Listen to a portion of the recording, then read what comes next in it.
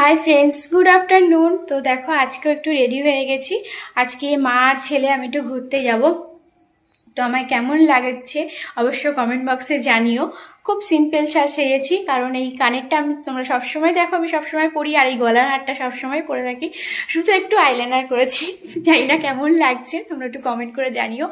তো কালকে বলেছিলাম যে ছেলেকে স্কুলে পাঠাবো, কিন্তু কালকে যখন বিকেলবেলা আমি ওর বন্ধুর বাড়িতে গেলাম, তো ওর বন্ধুর মা বললো যে দেখো আজকেও পাঠিও না, কারণ ওদের 12-এর কোনো পরীক্ষা টরীক্ষা হচ্ছে বা কোনো এক্সট্রা কোনো ক্লাস হচ্ছে, সেই কারণে 4 পিরিয়ডে ছুটি হয়ে যাবে।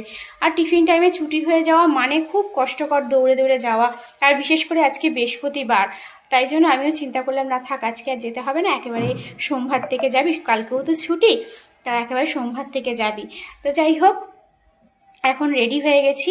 তো বেরোবো মা ছেলে। তো চলো সাথে থাকো, দেখতে থাকো। এই যে আমার ছেলে রেডি, তো আমরা এখন বেরিয়ে পড়েছি।